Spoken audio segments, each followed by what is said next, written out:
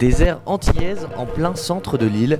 Nous devons cette musicalité et ces tempos ensoleillés à l'association Belka.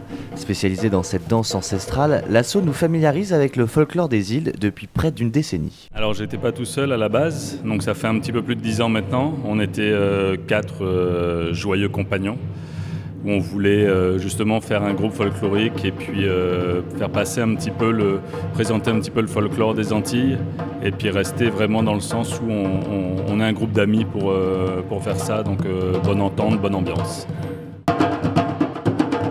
Alors là, ce que vous avez pu voir, c'est uniquement des percussions, donc des cas.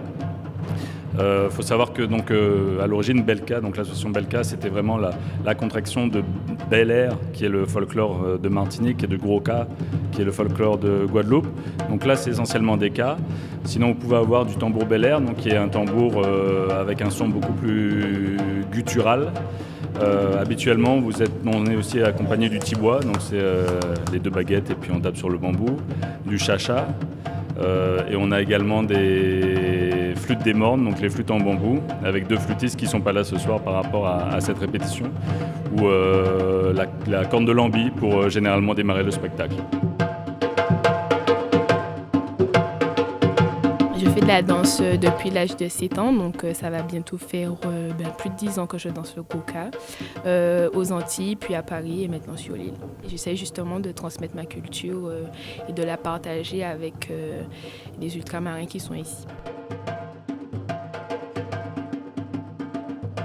Alors généralement, on présente le goka comme une danse venant de l'époque de l'esclavage. Donc dans les champs, les esclaves, pour se divertir et s'amuser un peu, ont fabriqué des instruments à base de bois et de peau de cabri.